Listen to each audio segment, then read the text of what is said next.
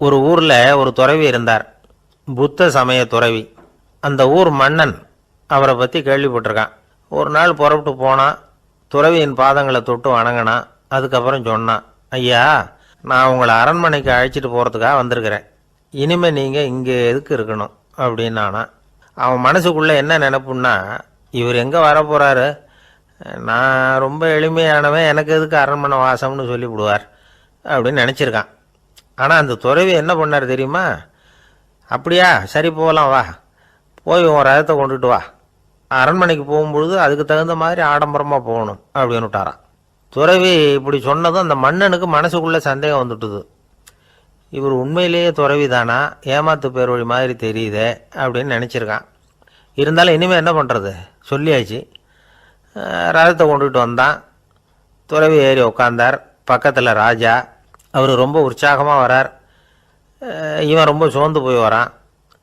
துறவி மரத்தடியிலேயே வாழ்ந்து பழக்கப்பட்டவர், அரண்மனையில் எளிமையாக ஒரு இடத்துல உட்காந்துக்குவார் அப்படின்னு நினச்சான். ஆனால் அப்படி இல்லை. அரண்மனைக்கு வந்த உடனே அந்த துறவி அதை கொண்டுட்டு வா, இதை கொண்டுட்டு வான்னு சொல்லி உத்தரவு போட ஆரம்பிச்சுட்டார். அரண்மனையில் இருந்தால் அரசனை மாதிரி இருக்கணும் அப்படிங்கிறார். ராத்திரி பூரா சௌகரியமாக தூங்கினார். பகலில் அரண்மனை தோட்டத்தில் உலாவ வேண்டியது, நீச்சல் குளத்தில் குளிக்க வேண்டியது, இப்படியே பொழுது போக்கிட்டு இருக்கிறார். அந்த அரண்மனையில் துறவி மகிழ்ச்சியாக இருக்கிறார். மன்னனால் அப்படி இருக்க முடியல. அவருக்கு எந்த கவலையும் இல்லை, இவனுக்கு அரசாங்க கவலைகள். துறவி அப்படி இருக்கிறத இவனால் தாங்கிக்க முடியல. ஒரு நாள் அவர்கிட்டயே போய், நான் உங்ககிட்ட கொஞ்சம் பேசணும்னு நானாம். துறவி பார்த்தார். நான் இந்த அரண்மனைக்கு வரும்பொழுதே நீ என்னமோ என்கிட்ட கேட்கணும்னு நினச்ச, ஏன் காலதாமதம், நீ அனாவசியமாக உன்னையே தொந்தரவு பண்ணிகிட்டு இருக்கிற, நீ கவலையாக இருக்கேங்கிறது எனக்கு புரியுது. நான் மரத்தடியில் இருந்தப்போ கூட என்னை அடிக்கடி சந்திச்சுக்கிட்டு இருப்பேன், ஏதாவது விளக்கம் கேட்குறது உண்டு. இங்கே வந்த பிறகு என்னை சந்திக்கிறது கூட அபூர்வமாக போயிட்டுது. நீ இப்போ என்ன கேட்க போகிறேங்கிறது எனக்கு தெரியும், இருந்தாலும் கேள் அப்படின்னாராம். வேற ஒன்றும் இல்லைங்க, இப்போ உங்களுக்கும் எனக்கு என்ன வித்தியாசம்? 2 பேரும் அரண்மனையில் தான் இருக்கிறோம். நீங்கள் மகிழ்ச்சியாக இருக்கிறீங்க, நான் அப்படி இருக்க முடியல. இவ்வளவுக்கும் நீங்கள் முன்னாடி இருந்தது மாதிரி இல்லை. தினமும் தங்கத்தேர் கேட்குறீங்க, உயர்தரமான ஆடைகள் அணிகிறீங்க, சுவையான சாப்பாடு. இப்படி இருக்கிறப்போ உங்களுக்கும் எனக்கு என்ன வித்தியாசம்? இதுதான் மன்னனுடைய கேள்வி.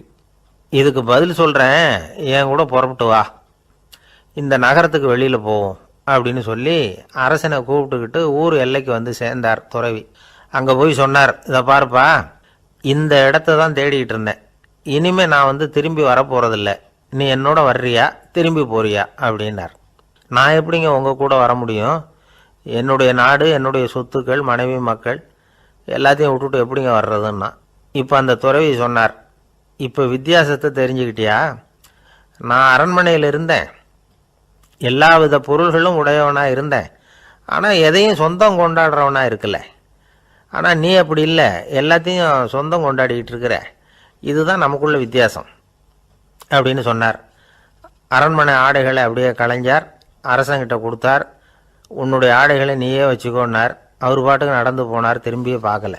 அரசனுக்கு அப்போ தான் தன்னுடைய அறியாமை விளங்குச்சான். இதிலேருந்து நாம் புரிஞ்சிக்க வேண்டியது என்னென்னா, இந்த உலகத்தில் எத்தனையோ பொருள்கள், அதையெல்லாம் முறையாக பயன்படுத்தினா மகிழ்ச்சி. அதை விட்டுட்டு அதுக்கெல்லாம் சொந்தம் கொண்டாட ஆரம்பித்தா கவலை. நம்ம ஆட்கள் சொந்தம் கொண்டாடுற விதமே தனி. ஒரு ஆள் இன்னொருத்தங்கிட்ட ஒரு கொடை கடன் வாங்கியிருந்தான், திருப்பி கொடுக்கல. கொடையை கொடுத்தவன் கேட்டான், என்கிட்ட கடன் வாங்கினிய கொடை, அதை கொஞ்சம் திருப்பி தர்றியான்னா. அது உனக்கு இப்போ அவசரமாக தேவைப்படுதா அப்படின்னு கேட்டான் இவன்.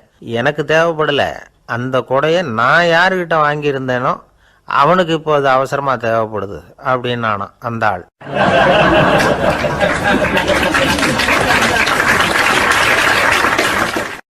ஆந்திர நாட்டில் ஒரு அரசர் இருந்தார். அந்த அரசர்கிட்ட ஒரு அமைச்சர் இருந்தார். அந்த அமைச்சர் பேர் ராயண பாஸ்கர். அவர் ஒரு பெரிய அறிவாளி. அது மட்டும் இல்லை, மிகச்சிறந்த கொடையாளி. யார் எது கேட்டாலும் இல்லைன்னு சொல்ல மாட்டாராம். அதன் காரணமாகவே அவர்கிட்ட இருந்த செல்வம் நாளுக்கு நாள் குறைஞ்சிக்கிட்டே வந்துட்டு தான். கடைசியில் குடும்பத்துக்குன்னு எதுவும் வைக்காமலே அவர் போய் சேர்ந்துட்டார். மகனும் இறந்துட்டார்.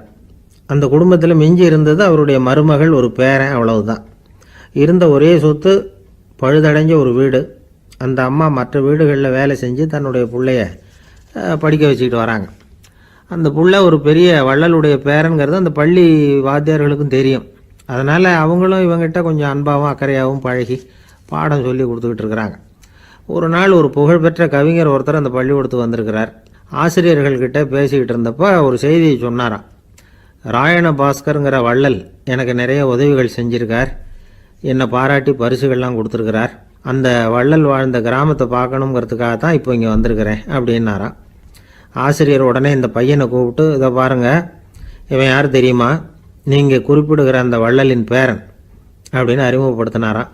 கவிஞரின் கண்களில் ஆனந்த கண்ணீர். அந்த பரவச நிலையிலேயே அந்த வள்ளலை பற்றி கவி பாட ஆரம்பிச்சுட்டாராம். இந்த சின்ன பையன் அதை கேட்டிருக்கிறான். உடனே என்ன பண்ணான் தெரியுமோ, தன் கையில் அணிஞ்சிருந்த ஒரு பொன் வளையலை கழட்டி அந்த கவிஞருக்கு பரிசாக கொடுத்துட்டானான். எல்லாருக்கும் ஆச்சரியம். தாத்தா இருக்கும் நிலையில் கொடுத்தார், பேரன் இல்லாத நிலையிலையும் கொடுக்குறான். பையனை எல்லாரும் பாராட்டினாங்களாம். இருந்தாலும் அவனுக்குள்ளே ஒரு பயம் எதுவாக ஆரம்பமாச்சு. பள்ளிக்கூடம் விட்டு வீட்டுக்கு வரும்பொழுது அந்த பயம் இன்னும் அதிகமாயிட்டுது. அம்மா என்ன சொல்லுவாங்களோ தெரியலையே, ஏதோ திடீர்னு தோணிச்சு வளையலை கழட்டி கொடுக்கணும்னு கொடுத்துட்டோம். குடும்பம் இருக்கிற நிலையில் இப்படி நான் செஞ்சது தப்பா, வீட்டு செலவுக்கே அம்மா எவ்வளவு கஷ்டப்படுறாங்க, வீட்டுக்கு போனதும் என்ன நடக்குமோ தெரியலையே அப்படின்னு நினச்சி பயந்துக்கிட்டே அவன் வீட்டுக்குள்ளே அடி எடுத்து வைக்கிறான். அம்மா கூப்பிட்டு சாப்பாடு போட்டாங்க. அவங்க கண்ணில் படக்கூடாதுங்கிறதுக்காக ஒரு கையை பின்னாடி மறைச்சிக்கிட்டே இருந்தான். அம்மா இதை கவனிச்சிட்டாங்க. ஏய், உன் கையை ஏன் அப்படி வச்சிருக்கிற, உன் கைக்கு என்னாச்சு, ஏதாவது அடிபட்டு போச்சா அப்படின்னு கேட்டுக்கிட்டே கையை எடுத்து பார்க்குறாங்க. வளையல காணலை. வளையல் எங்கே அப்படின்னு கேட்குறாங்க. இவன் தயங்கிக்கிட்டே நடந்ததை சொல்கிறான். அதை கேட்டதும் அந்த அம்மாவோட முகம் கோபத்தால் சவுந்து போச்சான். முட்டாளே, என்ன காரியம் பண்ண அப்படின்னு கன்னத்தில் அரைஞ்சிட்டாங்களாம். அம்மா, என்னை அடிக்காத, ஏதோ தெரியாமல் தப்பு பண்ணிட்டேன் அப்படின்ட்டுருக்கான். மகனே, வளையலை கொடுத்ததுக்காக நான் உன்னை அடிக்கலை அப்படிங்க, பின்ன எதுக்கு அடித்தேன்னு கேட்டிருக்கான். உன் பாட்டனார் ஒரு பெரிய வள்ளல், அவர் எதையும் பாதி வேலையை செய்கிறதில்ல, அவருடைய பேரை நீ அரைகுறை வேலை செஞ்சுட்டு வந்திருக்கிற அப்படின்னாங்களாம். என்னம்மா சொல்கிறேன்ருக்கான். நீ ஒரே ஒரு வளையலை மட்டும்தானே கழட்டி கொடுத்துருக்குற, கொடுக்குறதா இருந்தால் ரெண்டையும் சேர்த்துல கொடுத்துருக்கணும், அதுதானே உங்கள் தாத்தாவுக்கு பெருமை அப்படின்னாங்களாம். அம்மா, தெரியாமல் செஞ்சுட்டேன், உங்கள்கிட்டையும் அரை வாங்கிட்டேன் அப்படி இப்படின்னு அவன் சொல்லியிருக்கிறான்.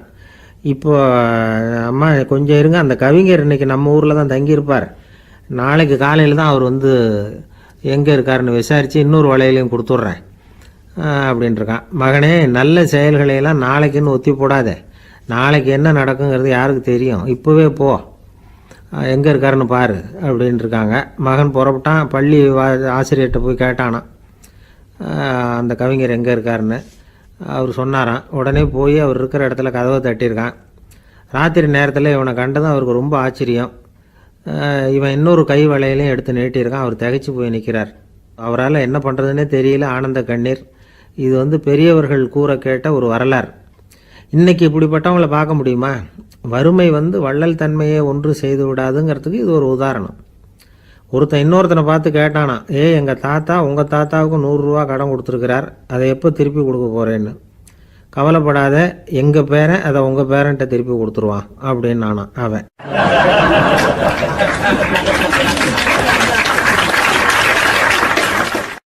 ஒரு ஊரில் ஒரு மன்னர் இருந்தார். புத்தி கூர்மை உள்ள ஒரு மன்னர். பொதுவாக மன்னர்களுக்கு சந்தேகம் வந்தால் சபையில் உள்ள சான்றோர்கள்கிட்ட கேட்டு தெரிஞ்சுக்கிறது தானே வழக்கம். ஆனால் இங்கே அப்படி இல்லை. மற்றவங்களுக்கு சந்தேகம் வந்தால் மன்னர்கிட்ட கேட்டு தெரிஞ்சுக்குவாங்க. அது மாதிரி கேட்டு தெரிஞ்சுக்கிறதுக்காக ஒரு பெரியவர் ஒரு நாள் வந்தார். அவர் கையில் 3 பொம்மைகள் வச்சுருந்தார். 3 ஒரே மாதிரி பொம்மைகள், கொஞ்சம் கூட வித்தியாசம் தெரியல. ஏது இந்த பொம்மைன்னு கேட்டார் மன்னர். எனக்கு வேண்டியப்பட்ட ஒருத்தங்கிட்ட இருந்து இதை வாங்கிட்டு வந்திருக்கிறேன், நான் தான் அவன்கிட்ட இந்த பொம்மையை செஞ்சு கொடுக்க முடியா கேட்டுக்கிட்டேன். அவன் ரொம்ப புத்திசாலி, அவன் தான் இதை செஞ்சு கொடுத்தான், ஆனால் அதில் ஒரு சிக்கல் அப்படின்னார். என்ன பிரச்சனைன்னு கேட்டிருக்கார் இவர். நான் அவன்கிட்ட கேட்டது 3 விதமான பொம்மைகளாக இருக்கணும்னு கேட்டேன், அவன் என்னடான்னா 3 ஒரே மாதிரியாக செஞ்சு கொடுத்துட்டான் அப்படின்னார். அவன்கிட்டயே கேட்கறது தானே அப்படின்ட்டுருக்கார் இவர். கேட்டேன், அவன் என்ன சொல்கிறான்னா, இது 3 ஒரே மாதிரி பொம்மை கிடையாது, 3 விதம், ஒன்றுக்கு ஒன்று வித்தியாசம் இருக்குது. இந்த 3 பொம்மையும் 3 விதமான நண்பர்களுக்கு உதாரணங்கள் அப்படின்னு சொல்கிறான். எனக்கு ஒன்றும் புரியல, அதுதான் உங்ககிட்ட வந்தேன் அப்படின்னார். சரி, அந்த பொம்மைகளை இப்படி கொடுங்கோ அப்படின்னு வாங்கினார் மன்னர். எடுத்துக்கிட்டு உள்ளே போனார். கொஞ்ச நேரம் கழித்து வெளியில் வந்தார். அதுக்கப்புறம் சொன்னார், இதை பாருப்பா, அவன் சொன்னது சரிதான், 3 விதம் தான். இது இருக்குதே முதல் பொம்மை, இது உத்தமமான நண்பனுக்கு உதாரணம். இந்த ரெண்டாவது பொம்மை இது மத்தியமமான நண்பனுக்கு உதாரணம். அந்த மூணாவது பொம்மை இருக்குதே அது மோசமான நண்பனுக்கு உதாரணம். இதை செஞ்சவன் உண்மையிலேயே பெரிய அறிவாளி தான் அப்படின்னாராம். வந்தவருக்கு ஒன்றும் புரியல. பார்த்தா ஒன்றும் வித்தியாசம் தெரியலையே அப்படின்னு அவன் குழம்பி போய் நிற்கிறான். இப்போது அந்த மன்னர் விளக்கம் கொடுக்குறார். அந்த 3 பொம்மையையும் எடுத்து முன்னாடி வச்சார். ஒரு மெல்லிய கம்பியை கையில் எடுத்தார். அந்த முதல் பொம்மை காதில் விட்டார். கொஞ்ச தூரம் உள்ளே போய் அப்படியே நின்றுட்டுது அந்த கம்பி. அப்புறம் ரெண்டாவது பொம்மை காதில் அந்த கம்பியை விட்டார். அந்த கம்பி என்னாச்சுன்னா அப்படியே அது வாய் வழியாக வெளில வந்தது. மூணாவது பொம்மை காதில் கம்பியை செலுத்தினார். அது நேராக இன்னொரு காது வழியாக வெளியில் வந்தது. இப்போ இந்த முதல் வகை இருக்குதே, அது மாதிரியான நண்பர்கள் எப்படி தெரியுமா? நம்ம கஷ்டத்தை அவங்கக்கிட்ட சொன்னால் பேசாமல் கேட்டுக்குவாங்க. வெளியில் அதை யாருக்கிட்டையும் சொல்லிகிட்டு இருக்க மாட்டாங்க. வெளியில் தெரியாமல் நமக்கு உதவி பண்ணுவாங்க. செஞ்சுட்டு அதை நான் தான் செஞ்சேன்னு சொல்லிகிட்டு இருக்க மாட்டாங்க. அதுதான் கம்பி ஒரு காது வழியாக போய் உள்ளே நின்றுட்டுது. ரெண்டாவது பொம்மையில் கம்பி என்னாச்சு, ஒரு காது வழியாக போய் வாய் வழியாக வெளியில் வருது. இது மாதிரியான நண்பர்கள்கிட்ட நாம் கஷ்டத்தை சொன்னால் அதை அவங்க 4 பேர்கிட்ட போய் சொல்லி நமக்காக உதவி கேட்பாங்க. நமக்குன்னு கேட்டு வாங்கி அதை நம்மகிட்ட கொண்டுகிட்டு கொடுப்பாங்க. இவங்க மத்தியமமான நண்பர்கள். மூணாவது பொம்மையில் ஒரு காது வழியாக செலுத்துகிற கம்பி இன்னொரு காது வழியாக வெளியில் வந்துடுது. இது மாதிரியான நண்பர்கள்கிட்ட நம்ம கஷ்டத்தை சொன்னால் அவங்க காது கொடுத்து கேட்குறது மாதிரி நடிப்பாங்க. அப்படியே இன்னொரு காது வழியாக அதை வெளில விட்டுருவாங்க. அதை பற்றி கவலைப்பட மாட்டாங்க. இதுதான் இந்த பொம்மைகளுக்குள்ளே இருக்கிற வித்தியாசம் அப்படின்னு விளக்கம் கொடுத்தாராம் மன்னர். படிக்கிற பிள்ளைங்கள்லேயும் இது மாதிரி 3 வகை உண்டு. சில பேர் காதால் வாங்கி மனசில் வச்சுக்குவான். சில பேர் காதால் வாங்கி பேனாவால் எழுதி விடுவான். சில பேர் ஒரு காதால் வாங்கி இன்னொரு காதால் வெளியில் விட்டுருவான். ஒரு பையன் வகுப்பில் ஆசிரியர் பாடம் நடத்தும் பொழுது தலையை வேகமாக ஆட்டி ஆட்டி கேட்பானான். ஏன்டா இப்படி தலையை இப்படி ஆட்டுற அப்படின்னு கேட்டிருக்கான் பக்கத்தில் இருந்தவன். தலையை ஆட்டினா தாண்டா ஒரு காது வழியாக உள்ளே போகிறது, இன்னொரு காது வழியாக வெளியில் வேகமாக வெளில போகும் அப்படின்னானா அந்த பையன்.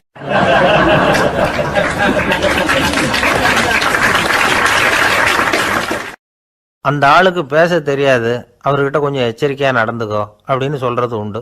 அப்படின்னா என்ன அர்த்தம்? அவர் இன்னமும் குழந்தையாகவே இருக்கிறாரு, இன்னும் பேச்சு வரலன்னு அர்த்தம்? அப்படி இல்லை, அவருக்கு நாகரிகமாக பேச தெரியலன்னு அர்த்தம்.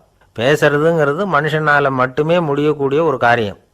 அப்படி இருந்தும் அதோட பெருமையை அவன் இன்னமும் சரியாக புரிஞ்சிக்கலன்னு தான் சொல்லணும். அதனால தான் அவன் அளவுக்கு அதிகமாக வார்த்தைகளை கொட்டி போடுறான். அதுக்கப்புறம் அதையெல்லாம் திருப்பி அள்ள முடியாமல் கிடந்து கஷ்டப்படுறான். கொட்டின வார்த்தையை அள்ள முடியுமா?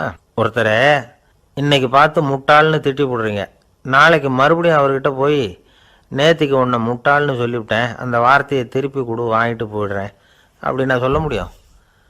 அவன் கோபக்காரனாக இருந்தால் நேற்றுக்கே அதை வேறு விதமாக அவங்களுக்கு திருப்பி கொடுத்துருப்பான். உலகத்தில் எவ்வளவோ ஜீவராசிகள் இருக்குது, அதுக்கெல்லாம் வாய் இருக்குது. அந்த வாயெல்லாம் எதுக்கு உபயோகம்? சாப்பிட்றதுக்காக.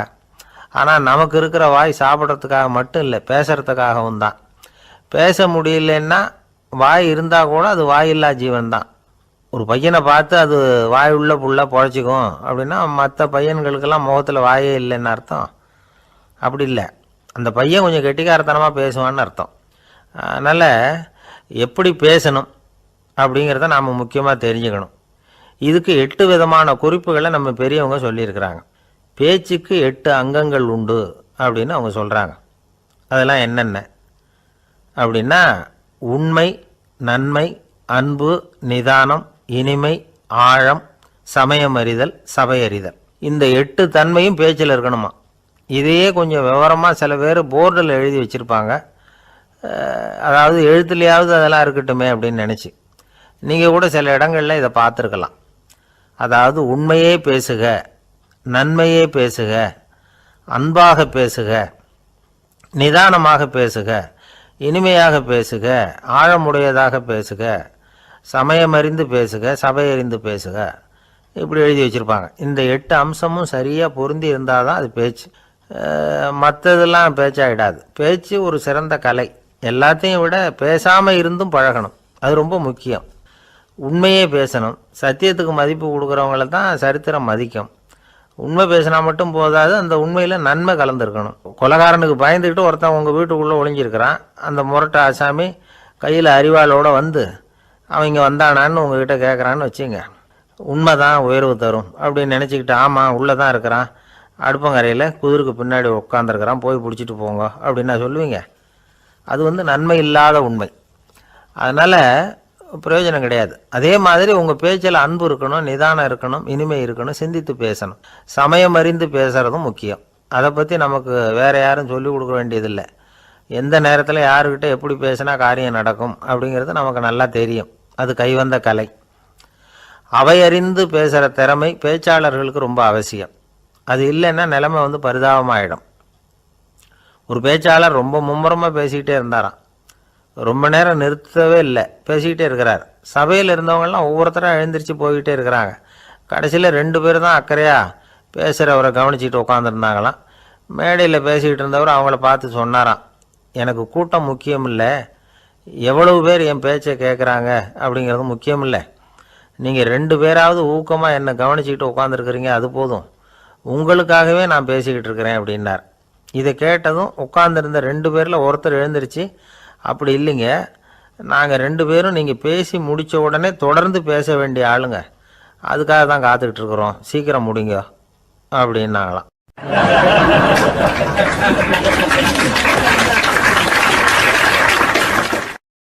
ஒருத்தர் வேகமாக நடந்து போகிறார். கடைத்தெருவில் ஒரு ஸ்வீட்டு கடையை பார்க்குறார். உடனே சடன் பிரேக் போட்டது மாதிரி நிற்கிறார். ஒரு ஸ்வீட் வாங்கி சாப்பிட்லாமேன்னு மனசு சொல்லுது. டாக்டர் வேணாம்னு சொல்லியிருக்கிறார், உடம்புக்கு ஒத்துக்காது, அதனால் அது வேணாம்னு சொல்லுது அறிவு. இவர் மனசு சொல்கிறத கேட்கல, அறிவு சொல்கிறபடி கேட்குறார். அதனால் மறுபடியும் வேகமாக அங்கேருந்து நடந்து போயிடுறார். அவர் நல்ல மனுஷனுக்கு அறிவும் இருக்குது, உணர்ச்சியும் இருக்குது. எதுக்கு எடுத்தாலும் உணர்ச்சி வசப்பட்டுக்கிட்டு இருக்கக்கூடாது, அறிவு வசத்தில் நாம் இருக்கணும். அப்போ தான் நாம் நல்லபடியாக வாழ முடியும். இல்லைன்னா அவஸ்தை தான். மகாபாரதத்தில் சந்தனுன்னு சொல்லி ஒரு அரசன் வர்றான். அவன் ஒரு சமயம் அறிவு வசப்படாமல் உணர்ச்சி வசப்படுறான். அதாவது ஒரு நாள் கங்கை கரையில் ஒரு அழகான பொண்ணை பார்க்குறான். இவனுடைய மனசு அவகிட்ட போயிடுது. அவளை கல்யாணம் பண்ணிக்கிறதுக்கு ஆசைப்படுறான். அந்த பொண்ணு சரின்னு சம்மதிக்கிறா. ஆனால் ஒரு நிபந்தனை போடுறா. அந்த நிபந்தனைக்கு சம்மதம்னு சொன்னாதான் உன்னை கல்யாணம் பண்ணிக்குவேன்னு சொல்கிறா. சரி, அவள் போட்ட நிபந்தனை என்ன தெரியுமா? இது மாதிரி நான் உங்கள் மனசு புண்படுற மாதிரி எந்த காரியம் பண்ணாலும் நீங்கள் என்னை ஏன்னு கேட்கக்கூடாது, நான் செய்கிற காரியத்தை தடுக்கவும் கூடாது. அப்படி நீங்கள் செஞ்சால் அடுத்த கணமே நான் உங்களை பிரிஞ்சு போயிடுவேன். இதுதான் அந்த பொண்ணு போட்ட நிபந்தனை. சந்தன அரசன் இந்த நிபந்தனையை ஒத்துக்கலாமா? இதை அறிவுபூர்வமாக யோசிச்சிருந்தா இதுக்கு கட்டுப்பட்டுருக்க மாட்டான். இந்த நிபந்தனைக்கு நான் சம்மதிக்க மாட்டேன்னு தான் சொல்லியிருக்கணும். ஆனால் அவன் அந்த நேரத்தில் உணர்ச்சி வசத்தில் இருந்தான். அதனால் நீ என்ன சொன்னாலும் சரின்னு ஒத்துக்கிட்டான். அவளை கல்யாணம் பண்ணிக்கிட்டான். இதனால் என்ன ஆச்சு? 7 பச்சை இளம் குழந்தைகளை பிறந்த உடனே அவள் கங்கையில் தூக்கி எறிஞ்சி கொல்லக்கூடிய கோர காட்சியை இவன் ஒன்று பின்னாடி ஒன்றா பார்க்க வேண்டியதாக போச்சு.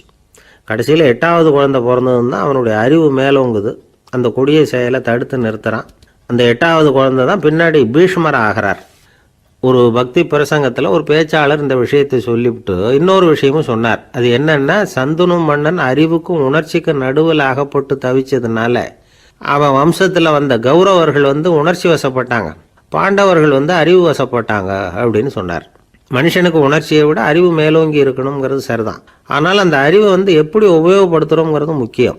ஒருத்தர் சொன்னார், சார் இன்றைக்கி கோயம்புத்தூரில் ஒரு கல்யாணம், அதுக்கு நான் போக முடியலேன்னு நினைக்கும் பொழுது மனசுக்கு ரொம்ப வருத்தமாக இருக்குது சார் அப்படின்னார். ரொம்ப உணர்ச்சி வசப்பட்டார். அதுக்காக கவலைப்படாதீங்க சார், ஒரு வாழ்த்து தந்தி கொடுத்துருங்களேன் அப்படின்னார் இன்னொருத்தர். அது எப்படி சார் முடியும்னார் அவர். நான் தானே சார் கல்யாண மாப்பிள்ளை அப்படிங்கிறார் அந்த ஆள். ஒரு ஆளை அடையாளம் கண்டுபிடிக்கணும்னா அதுக்கு சுலபமான வழி என்ன? முகத்தை பார்த்து கண்டுபிடிக்கிறது தான். ஆனால் மனுஷன் தப்பு பண்ண ஆரம்பிக்கும் பொழுது அவனை கண்டுபிடிக்கிறதுக்கு வேறு வழிகளை தான் கையாள வேண்டியிருக்கு.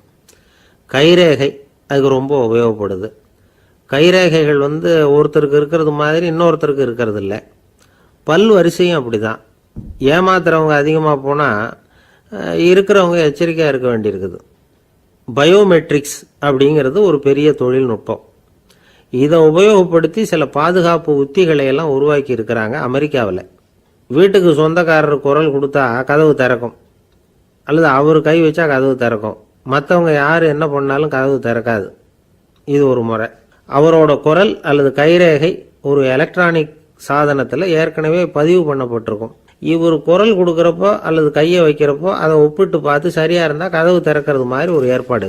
இதே மாதிரி ஒருத்தரோட விழித்திரையில் உள்ள இரத்த குழாய் அமைப்பு பாருங்க, அது கூட ஒருத்தருக்கு இருக்கிறது மாதிரி இன்னொருத்தருக்கு இருக்கிறது இல்லை. அதனால் அதை வச்சு அடையாளம் கண்டுபிடிக்கக்கூடிய சாதனங்களும் இப்போ பழக்கத்துக்கு வந்தாச்சு. கைரேகையை ஒப்பிடுற சாதனத்தை விட விழித்திரை இரத்த குழாய் அமைப்பை அடையாளம் காணுற சாதனம் இருக்கு பாருங்க, இது ரொம்ப நுட்பமானது. இது நம்ப தகுந்தது. ஒரு ஆளை அடையாளம் கண்டுபிடிக்கிறதுக்கு இது எடுத்துக்கிற நேரம் ஒரு வினாடி தான். ஒரு கருவி இருக்கும், அதில் உள்ள ஒரு சிறு துளையில் கண்ணை வச்சு பார்க்கணும். உடனே இந்த சாதனம் குறைந்த சக்தி உள்ள இந்த அகசிவப்பு ஒளியை பாய்ச்சி அவரது விழித்திரையின் இரத்த குழாயை ஆராய்ச்சி பண்ணி ஏற்கனவே அதோட நினைவு பெட்டகத்தில் பதிவு பண்ணி வச்சிருக்கிறோமே அந்த அமைப்புகளோட இதை ஒப்பிட்டு பார்த்து சரியான ஆள் தானா இல்லையா அப்படின்னு அடையாளம் காட்டிவிடும். குரலை வச்சு அடையாளம் கண்டுபிடிக்கிறதும் இந்த பயோமெட்ரிக்ஸ் முறைகளில் ஒன்று. ஒரு நபரோட குரலை டிஜிட்டல் குறியீடுகளை மாற்றி பதிவு பண்ணிக்கிட்டு மீண்டும் அதே குரலை இனம் காணக்கூடிய சாதனங்கள் ஏற்கனவே அமெரிக்காவில எல்லாம் விற்பனைக்கு வந்தாச்சு.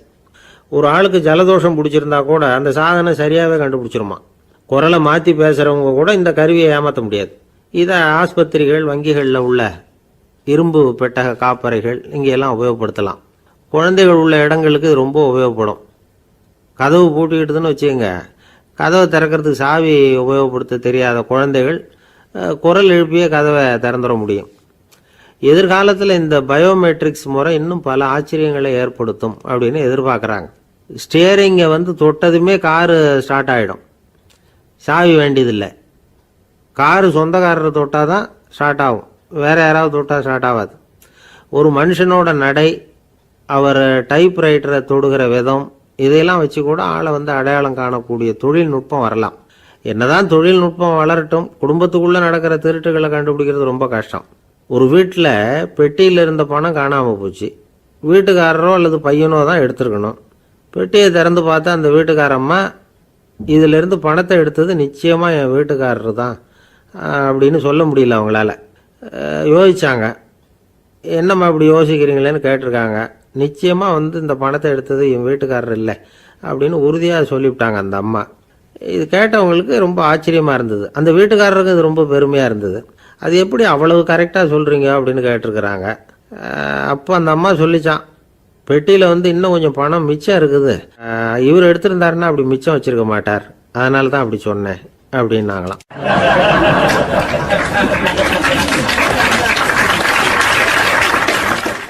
ஒரு சின்ன பையன் என்னை தேடிட்டு ஓடி வந்தான். ஒரு கதை சொல்லுங்கன்னா, சொந்தமாக எதுவும் தெரியாதே என்ன, உங்களுக்கு சொந்தமாக எதுவும் தெரியாதுன்னு எனக்கும் தெரியும் அப்படின்னா. இந்த பையன் அடிக்கடி என்கிட்ட கதை கேட்குறவன், அதனால் என்னோட ரகசியம்லாம் அவனுக்கு அத்துப்படி, அதனால தான் அவ்வளவு தெளிவாக அடித்து விட்றான். சரி, இப்போ என்ன செய்யலாம்னு, பழைய கதை ஏதாவது ஒன்று சொல்லுங்களேன்னா. உனக்கு கிருஷ்ணதேவராயரை தெரியுமான்னு. அவர்கிட்ட நேரில் பழக்கம் இல்லை, ஆனால் அவரை பற்றி புஸ்தகத்தில் படிச்சிருக்கேன்னா. சரி, இவங்கிட்ட மேற்கொண்டு பேச்சு கொடுத்தா நம்மளை ஒரு மாதிரி ஆக்கி விடுவான் அப்படிங்கிறத யூகம் பண்ணிக்கிட்டு அவனை உட்கார வச்சு கடைசி வரைக்கும் குறுக்க பேசக்கூடாது அப்படின்னு ஒரு கண்டிஷனையும் போட்டுட்டு அந்த கதையை சொன்னேன். ஒரு சமயம் கிருஷ்ணதேவராயர் சமஸ்தானத்துக்கு ஒரு பெரிய வித்வான் சேர்ந்தாராம். என்னோட போட்டி போடுறதுக்கு இந்த ஊரில் யாராவது இருக்கீங்களா அப்படின்னு சவால் விட்டாராம். அந்த ஊரில் இருந்த பெரிய பெரிய வித்வான்லாம் இது ஏதுனா வம்பா போச்சுன்னு நினைக்க ஆரம்பிச்சிட்டாங்க. யாரும் அந்த ஆளோட போட்டி போடுறதுக்கு தயாராக இல்லை, எல்லாரும் நடுங்கிக்கிட்டு இருக்கிறாங்க. அந்த நேரத்தில் ஒருத்தன் மட்டும் தைரியமாக முன்னுக்கு வந்தான். அது யாருன்னா தெனாலிராமன். அந்த சமஸ்தானத்தில் விகட கவி அவன். என்ன அனுப்புங்க போட்டிக்கு, நான் ஜெயிச்சு காட்டுறேன்னா. உனக்கு அவ்வளவு தைரியம் இருக்குதா அப்படின்னு கேட்டாங்க. தைரியம் மட்டும்தான் என்கிட்ட இருக்குது, ஆனால் தைரியம் இருந்தால் அதிர்ஷ்டம் தேடிட்டு வருங்கிறது எனக்கு தெரியும் அப்படின்னா. அடுத்த நாள் போட்டி ஆரம்பமாச்சு. அந்த பெரிய வித்வான் நின்னார். தெனாலிராமன் எதிரில் நின்னான். அந்த வித்வான் ஒரு விரலை காட்டினார், தெனாலிராமன் பதிலுக்கு 2 விரலை காட்டினான். வித்வான் 3 விரலை காட்டினார், இவன் உடனே 4 விரலை காட்டினான். உடனே 5 விரலை காட்டினார் அவர். தெனாலிராமன் உடனே தன்னுடைய கை முஷ்டியை காட்டினான், கையை மூடி காட்டினான். அவ்வளோதான், அந்த பெரிய வித்வான் கிருஷ்ணதேவராயர் காலில் விழுந்தார். நான் தோத்துட்டேன், என் தோல்வியை ஒத்துக்கிறேன் அப்படின்னு சொல்லிவிட்டார். கிருஷ்ணதேவராயர் அவரை தனியாக அழைச்சிட்டு போய் என்ன நடந்ததுன்னு விசாரித்தார். அந்த வித்வான் விளக்கம் கொடுத்தார். ஆண்டவன் ஒருவன் தான் உண்டுங்கிறத விளக்கிறதுக்காக நான் ஒரு விரலை காட்டினேன், அப்படி இல்லை, சக்தியை சேர்த்தா சக்தி சிவன் 2 பேர் உண்டுன்னு உங்கள் வித்வான் 2 விரலை காட்டினார். மூர்த்திகள் 3 பேருங்கிறதுக்காக நான் 3 விரலை காட்டினேன். வேதங்கள் 4ன்னு சொல்லி ஒரு 4 விரலை காட்டினார். பஞ்சபூதங்கள் 5ன்னு நான் 5 விரலை காட்டினேன். அதையெல்லாம் அடக்கி ஆளணும்னு சொல்லி அவர் கையை மூடி உறுதியாக காட்டினார். அடடா, உங்கள் வித்வானுக்கு எப்பேற்பட்ட அறிவு! அவர் தான் ஜெயிச்சார், நான் தோத்துட்டேன் அப்படின்னார் அவர். அப்படி சொல்லிவிட்டு அவர் போயிட்டார். அதுக்கப்புறம் தெனாலிராமனை கூப்பிட்டு என்னப்பா நடந்தது அப்படின்னு கேட்டாராம். அதுக்கு தெனாலிராமன் விளக்கம் கொடுத்துருக்குறான். அவன் முதல்ல என்னை கொன்னுடுவேன்னு அந்த வித்வான் 1 விரலை காட்டினான். உடனே ஒரு 2 கண்ணையும் தோண்டி போடுவேங்கிறதுக்காக நான் 2 விரலை காட்டினேன். உனக்கு நாமம் போட்டுருவேன்னு சொல்லி 3 விரலை காட்டினான். அதை அழிச்சிருவேன்னு 4 விரலை காட்டினேன். உன்னை அரைஞ்சிருவேன்னு அவன் 5 விரலை காட்டினான். நான் உங்களை குத்தி போடுவேன்னு சொல்லி கையை மூடி காட்டினேன் அப்படின்னா. இப்போ பாருங்கள், ஜெயிச்சது யார்? தைரியம் மட்டும் இருந்துட்டா அதிர்ஷ்டம் தானாக தேடி வருங்கிறது எவ்வளவு உண்மையாக போச்சு. அதனால் நாம் எப்பவும் தைரியமாக இருக்கணும்னு சொல்லிவிட்டு என் எதிரில் கதை கேட்டுட்டு உட்காந்துருந்த சின்ன பையனை பார்த்தேன். அவன் என்னை நிமிர்ந்து பார்த்தான். அவன் தன்னோட கை கால் 2ஐயும் ஒரு மாதிரியாக என் முன்னால் தூக்கி 20 விரலை காட்டினான். எனக்கு ஒன்றும் புரியல. இதுக்கு என்னப்பா அர்த்தம்னு கேட்டேன். இதே கதையை இதுக்கு முன்னாடி என்கிட்ட 20 தடவை நீங்கள் சொல்லியிருக்கீங்கன்னு அர்த்தம் அப்படின்னா.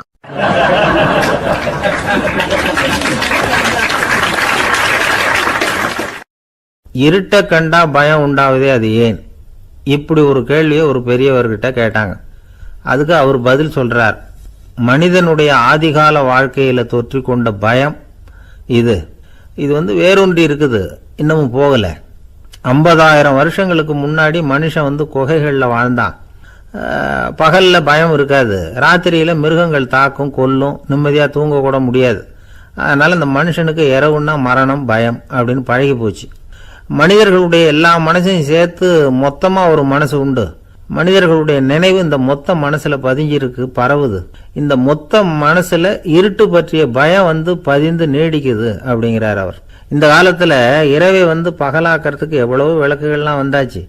ராத்திரியிலேயும் மிருகங்கள் தாக்குங்கிற நிலைமை இல்லை. பாதுகாப்பான வீடுகள் விலங்குகளும் விலகி போயிட்டு, விலங்குகள்லாம் விலகி போயிட்டு, வீடுகளும் பாதுகாப்பாக இருக்குது. சரி, இருந்தாலும் அந்த பழங்கால பயம் இருட்டு பயம் இன்னமும் மனுஷனை விட்டு போகல. இன்னொரு விஷயம் என்னன்னா, இருட்டிலேருந்து வெளிச்சத்துக்கு வராத மனிதர்கள் இன்னைக்கு அதிகம். ஒரு ஆள் ஆற்றுக்கு மீன் பிடிக்கிறதுக்காக போனான், இன்னும் விடியல. அதுக்குள்ளே வலையை எடுத்துகிட்டு கிளம்பி போயிட்டான். வெளிச்சம் வர்றதுக்கு முன்னாடியே போய் சேர்ந்துட்டான். விடிகிற வரைக்கும் என்ன பண்ணுறது, சும்மா கரையிலேயே உட்காந்து காலாட்டிக்கிட்டு இருக்கிறான். காலில் ஏதோ ஒரு சின்ன மூட்டை தட்டுப்பட்டுது. இருட்டில் அது என்னன்னு சரியாக தெரியல. மூட்டைக்குள்ளே சின்ன சின்ன கல்லாக நிறைஞ்சி இருக்குது. சும்மா பொழுது போகணுமேங்கிறதுக்காக இவன் அந்த மூட்டைக்குள்ளே இருந்து ஒவ்வொரு கல்லாக எடுத்து ஆற்றுல வீசிக்கிட்டு இருக்கிறான். விடிகிற வரைக்கும் வேறு வேலை இல்லைங்கிறதுனால எப்படி செஞ்சுக்கிட்டே உட்காந்துருக்கிறான். கிழக்க மெதுவாக வெளிச்சம் தெரிய ஆரம்பிச்சது. பொழுது விடியறதுக்கான அறிகுறி. இதுக்குள்ளே அந்த மூட்டையில் இருந்த எல்லா கல்லையும் எடுத்து வீசி எறிஞ்சுட்டான். கடைசியாக ஒரே ஒரு கல் மட்டும்தான் கையில் பாக்கி இருந்தது. வெளிச்சம் வந்ததும் அந்த கல்லை பார்த்தான், அப்படியே திகைச்சு போயிட்டான். அடடா, இது வரைக்கும் தெரியாமல் தப்பு பண்ணிட்டோமே அப்படின்னு நினச்சான். ஏன் தெரியுமா, அவன் கையில் இருந்தது வெறும் கல் இல்லை, விலை வசந்த ரத்தன கல். அது இருட்டில் என்னென்னு புரியாததுனால மூட்டையில் இருந்த எல்லா ரத்தன கல்லையும் ஆற்றுல வீசி எறிஞ்சிருக்கிறான். இப்போ அவனுக்கு அழுகையே வந்துடும் போல இருந்தது. வாழ்க்கையை வசதி ஆக்கிக்கிறதுக்கான வாய்ப்பு அவனுக்கு இருந்தது. இருந்தாலும் இருட்டில் அதை இழந்துட்டான். அந்த வகையில் அவனுக்கு கொஞ்சம் அதிர்ஷ்டம் இருந்திருக்குது. அதாவது ஏதோ ஒரு வகையில் இருந்திருக்குது. அதனால தான் அந்த கடைசி கல்லை எரியறதுக்குள்ளே வெளிச்சம் வந்துட்டுது. பல பேருக்கு அந்த அளவு கூட அதிர்ஷ்டம் வர்றதில்லை. எல்லாத்தையும் வீசினதுக்கு அப்புறம் தான் வெளிச்சம் வரும். என்னென்னு விவரம் தெரியாமலே எழுந்திரிச்சு வந்துடுவாங்க. வாழ்க்கைங்கிறது ஒரு பெரிய புதையல். அதை புரிஞ்சிக்காம மனுஷன் அதை வீசி எரிஞ்சுக்கிட்டு இருக்கான் அப்படிங்கிறது தான் பெரியவங்க கருத்து. சில பேருக்கு புரிஞ்சுக்கிற நேரம் வரும், அதுக்குள்ளே வாழ்நாள்லாம் ஓடி போயிருக்கும். அதுக்கப்புறம் என்ன பண்ணுறது? நம்மால் ஒருத்தன் கையில் ஒரு சின்ன பையோடு வந்துக்கிட்டு இருந்தான். பை உள்ள ஏகப்பட்ட நகைகள், ரத்தன கல் எல்லாம் இருக்குது. வந்துக்கிட்டு இருந்தவன் திடீர்னு அந்த பையை அப்படியே ஒரு குளத்துல வீசி எறிஞ்சுட்டான். மகான்கள் தான் இப்படி பற்று இல்லாமல் இருப்பாங்க. என்னங்க இது, விலை மதிப்புள்ள அந்த பையை இப்படி குளத்துல வீசி எறிஞ்சுட்டீங்களே, இதுக்கு என்ன அர்த்தம் அப்படின்னு கேட்டார் அவன் கூட வந்தவர். அவன் மெதுவா இவர் காதோட காதா சொல்கிறான். ஒரு போலீஸ்காரர் பின்னாடி வந்துக்கிட்டு இருக்கிறார், அவர் போனதுக்கு அப்புறம் இதை எடுத்துக்குவேன் அப்படிங்கிறான்.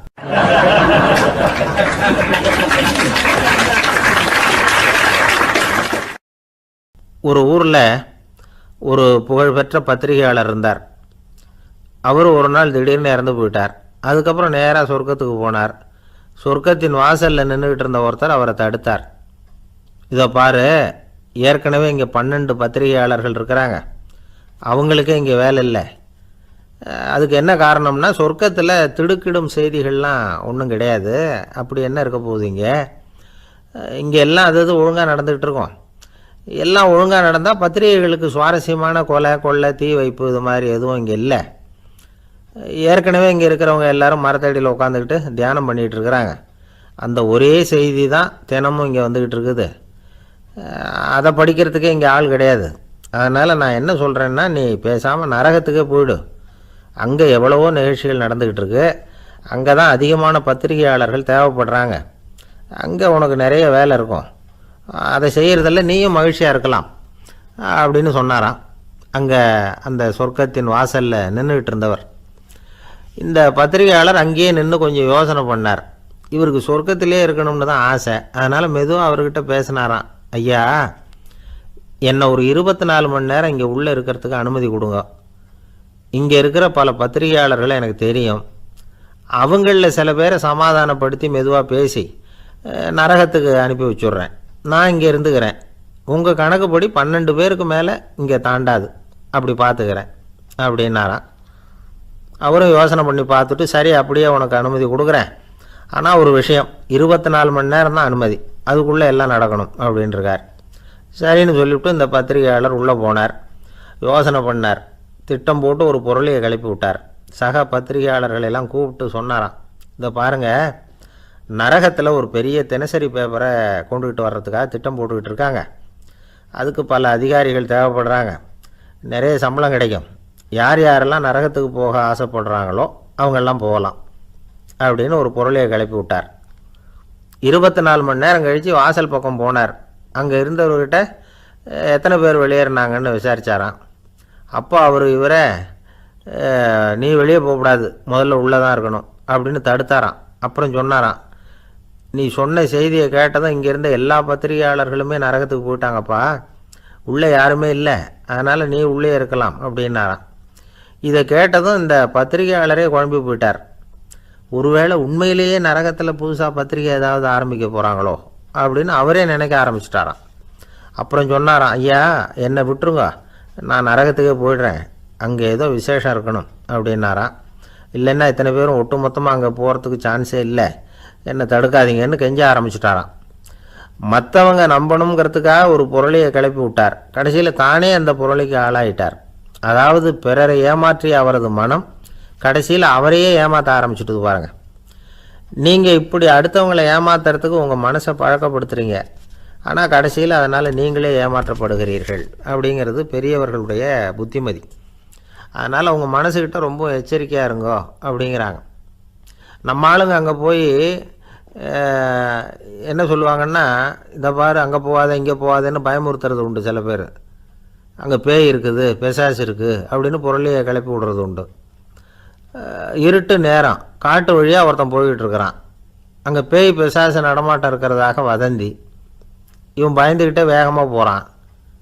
காடு முடிஞ்சு மெயின் ரோட்டுக்கு வந்து சேர்ந்தான். அப்பாடா, ஒரு பஸ்ஸு நின்றுக்கிட்டு இருக்கு தனியாக. இருட்டில் லேசாக தெரிஞ்சுது. ஓடி போய் ஏறி உள்ளே உட்காந்துக்கிட்டான். பயந்துக்கிட்டே போனவன் அப்புறம் தான் தெரியுது உள்ளே யாருமே இல்லை, டிரைவரும் இல்லை, கண்டக்டரும் இல்லை, வேறு யாரும் இல்லை. இவனுக்கு பேய் பயம் அதிகமாக போட்டுது. ஏன்னா நடு ராத்திரி. இந்த நேரம் பார்த்து அந்த பஸ்ஸு தானே நகர ஆரம்பிச்சுதான். இவனுக்கு இன்னும் பயம் அதிகமாக போட்டுது. ஏன்னா டிரைவர் சீட்டு காலியாக இருக்குது, பஸ்ஸு நகருது. இவன் உடம்பு பூரா நடுங்க ஆரம்பிச்சுட்டுது. வீல்னு கத்தலாமான்னு பார்த்தான். அந்த நேரம் பார்த்து அவன் தோளில் ஒரு கை விழுந்துதான். திடுக்கிட்டு திரும்பி பார்த்துருக்குறான். அங்கே டிரைவர் நிற்கிறார். அவர் சொன்னாராம், ஏன்பா ஏற்கனவே பஸ்ஸு பிரேக் டவுன், நாங்கள்லாம் பின்னாடி இறங்கி நின்று தள்ளிகிட்டு இருக்கிறோம், நீ மட்டும் ஜாலியாக ஏறி உக்காந்துக்கிட்டியா, இறங்கி வந்து தள்ளுப்பா அப்படின்னாராம்.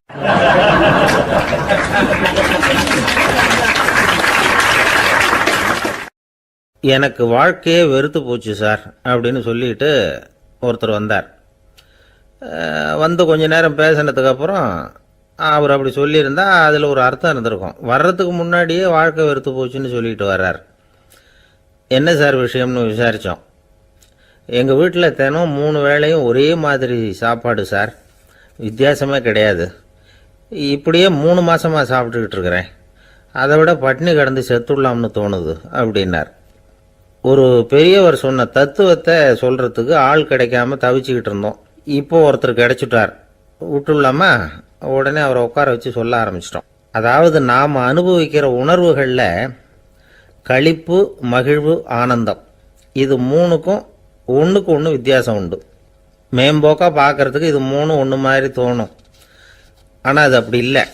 களிப்புங்கிறது உடம்பை பொறுத்தது, மகிழ்வுங்கிறது மனசை பொறுத்தது, ஆனந்தம்ங்கிறது ஆன்மாவை பொறுத்தது.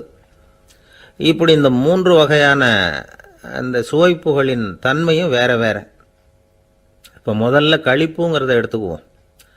நம்ம புலன்களுக்கு களிப்பை தரக்கூடிய பொருள்களுக்கு சில விசேஷ குணம் உண்டு. அது எப்படின்னா, சீக்கிரமே சலிப்பை உண்டு பண்ணும். ஒருத்தர் அந்த பொருளை எடுத்துக்கிட்டா அது இன்னொருத்தருக்கு குறைஞ்சிரும். உணவு, உடை, இதெல்லாம் களிப்பை தரக்கூடிய பொருள்கள். இப்போ உதாரணத்துக்கு, ஒரு சாப்பாட்டு மேசையில் ஒரு பாத்திரத்தில் 10 இட்லி இருக்குது. அதில் ஒரு 2 இட்லியை நம்ம தட்டில் எடுத்து வச்சு சாப்பிட்றோம். நாம் சாப்பிட்ட அந்த இட்லி நிச்சயமாக எதிரில் உட்காந்துருக்கிறவருக்கு இல்லை, அவருக்கு உபயோகப்படாது. நாம் சாப்பிட்ட அதே இட்லியை அவரும் சாப்பிட முடியாது, அவர் வேற தான் எடுத்து வச்சுக்கணும். அது மாதிரி நாம் ஒரு சட்டையை எடுத்து போட்டுக்கிறோம், அதே சட்டையை அதே நேரத்தில் இன்னொருத்தர் போட்டுக்க முடியாது. புலன்களுக்கு களிப்பை தரக்கூடிய இது மாதிரி பொருள்கள்லாம் முதல் தடவை நமக்கு கொடுக்குற களிப்பை 2வது தடவையும் கொடுக்காது. 3வது தடவை இன்னும் குறையும், கடைசியில் வெறுப்பாக மாறிடும். ஒவ்வொன்றா இட்லியை தொடர்ந்து சாப்பிட்றோம்னு வச்சுக்கோங்க, முதல் இட்லி தரக்கூடிய சுவையை 30வது இட்லி தராது. முதல் தடவை புது சட்டையை போட்டுக்கிறப்போ நமக்கு இருக்கிற களிப்பு அதே சட்டையை 100வது தடவையாக போட்டுக்கிறோம்னு வைங்க, அப்போ இருக்குமா? இருக்காது. இதுதான் களிப்பு. அதாவது சீக்கிரமே சலிப்பை தரக்கூடியது. ஒருத்தர் எடுத்துக்கிட்டால் இன்னொருத்தருக்கு குறைஞ்சி போகக்கூடியது. ஆனால் மகிழ்ச்சிங்கிறது அப்படி இல்லை. ஒருத்தர் அனுபவிக்கிறதுனால இன்னொருத்தருக்கு குறைஞ்சி போகாது. இப்போ காலையில் சூரியன் உதயம் ஆகிறத பார்த்து சந்தோஷப்படுறோம், அதையே இன்னொருத்தரும் பார்த்து சந்தோஷப்படலாம். ஒரு நல்ல சங்கீதத்தை கேட்குறோம், ஒரு அழகான ஓவியத்தை ரசிக்கிறோம், நீங்கள் ரசிக்கிற அதே நேரத்தில் இன்னொருத்தரும் அதை ரசிக்கலாம். அதனால் அது குறைஞ்சி போகிறதில்ல. இது மகிழ்வு. ஆனால் ஒன்று, ஒரே பாடலை திரும்ப திரும்ப கேட்டுக்கிட்டு இருந்தால் கடைசியில் அலுப்பு தட்டும். அதாவது மகிழ்வுங்கிறது எப்படின்னா, மற்றவங்களோட பகிர்ந்து கொள்றதுனால குறையாது. ஆனால் ஒரே பொருள் மீண்டும் மீண்டும் அனுபவிப்பை தர்றப்போ முதல்ல மகிழ்வு அதிகரித்து அதுக்கப்புறம் அது மங்கி மறைஞ்சு போயிடும். இதுதான் அந்த மகிழ்வுங்கிறதுக்கு இலக்கணம். சரி, இப்போ 3வதாக சுகம் தரக்கூடிய ஆனந்தம்ங்கிறது எப்படின்னா, இது நமக்கு உள்ளே இருந்து சுரக்கிறது. மனசு சலனங்கள்லேருந்து விடுபடுறப்போ இந்த ஆனந்தம் நமக்கு கிடைக்கும். இது நிலையான சுகம், ஆத்ம சுகம். களிப்பிலிருந்து மகிழ்வுக்கும், மகிழ்விலிருந்து ஆனந்தத்துக்கும் செல்றது தான் மனிதன் நடத்த வேண்டிய முக்கியமான பயணம். இவ்வளவு விஷயத்தையும் கேட்டுட்டு இந்த காலத்து பையன் ஒருத்தன் வந்தான். சார், இப்போ நீங்கள் ஒரு சாப்பாட்டு மேசையில் ஒரு 10 இட்லி வைக்கிறீங்க, என்ன உட்கார வைங்க, எதிரில் இன்னொருத்தனை உட்கார வைங்க, நான் களிப்பு மகிழ்வுலாம் தாண்டி நேரடியாக ஆனந்தத்துக்கு பயணம் பண்ணி காட்டுறேன் அப்படின்னா. ஒன்றும் புரியல அவன் சொன்னது. அது எப்படி, அப்படி என்ன பண்ணுவ நீ அப்படின்னு சொல்லி கேட்டோம் ஆச்சரியமாக. 2 இட்லி சாப்பிட்டா தானே சார் களிப்பு, நான் 10 இட்லியும் மொத்தமாக சாப்பிட்ருவேன், அடுத்தவனுக்கு எதுவும் கிடைக்காது, அவனுக்கு கிடைக்காதபடி நாமே சாப்பிட்டுடுறோம்ல, அதுதானே நமக்கு ஆனந்தம் அப்படின்னு அதுக்கு ஒரு விளக்கம் சொல்கிறான்.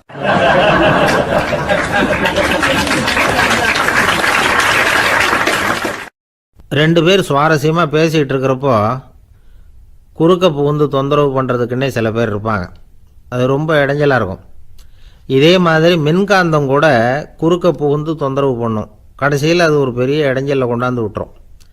சில வீடுகளில் கேபிள் கனெக்ஷன் இல்லாமல் சில தனியார் டிவி காட்சிகள் தெரியும். அதுக்கு என்ன காரணம்னா, இந்த மின்காந்த குறுக்கீடு தான் காரணம். இதைத்தான் சுருக்கமாக இஎம்ஐ அப்படின்னு சொல்கிறாங்க. அதாவது எலக்ட்ரோ மேக்னெட்டிக் இன்டர்ஃபியரன்ஸ். இது ஏற்படக்கூடிய இடங்கள் எது எதுன்னு எடுத்துக்கிட்டால் அது ஒரு பெரிய பட்டியலாகவே போயிடும்.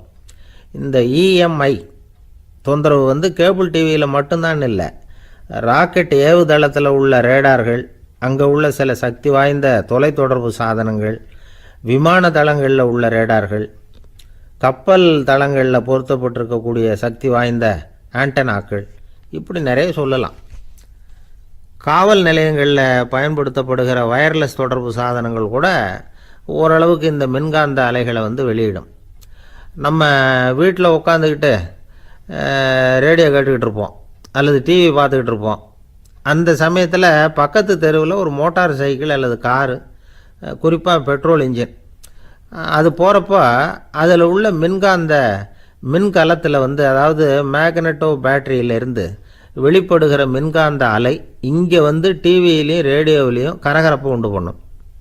சரி, இது வந்து பெருசாக என்ன இடைஞ்சலை உண்டு பண்ணிட போகுது அப்படின்னு நாம் அலட்சியமாக நினைக்கலாம்.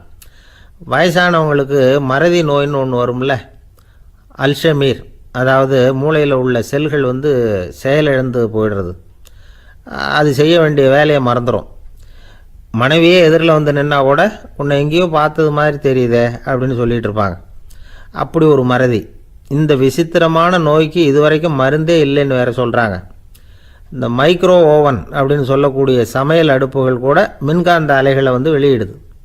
சமயத்தில் சில தொழிற்சாலைகளில் கூட பெரிய விபத்துக்களை இந்த இஎம்ஐ உண்டு பண்ணிவிடும்.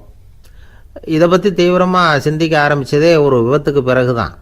அமெரிக்காவுக்கும் வியட்நாமுக்கும் இடையில் போர் நடந்ததே, அந்த சமயம் அமெரிக்காவுக்கு சொந்தமான விமானம் தாங்கி கப்பல் ஒன்று வியட்நாமை தாக்கிறதுக்கு தயாராக ஏவுகணைகளோட கடலில் நிறுத்தி வைக்கப்பட்டிருந்தது. தற்செயலாக அந்த பகுதியில் கப்பல் தொலைத்தொடர்பு பகுதிக்கு அருகில் ஊடுருவிய இந்த சக்தி வாய்ந்த ரேடியோ அலைகள் ஏவுகணையில் இருந்த மின்னணு சர்க்கியூட்டை பூர்த்தி செஞ்சு வச்சுட்டுது. அவ்வளவுதான், ஏவுகணை அங்கேயே வெடித்து சிதறி போச்சு. 130 பேர் அந்த இடத்துலையே உடல் கருகி செத்து போட்டாங்க. ஏகப்பட்ட பொருள்கள் நாசம். இந்த விபத்துக்கான காரணம் என்னங்கிறத உடனடியாக யாராலையும் கண்டுபிடிக்க முடியல.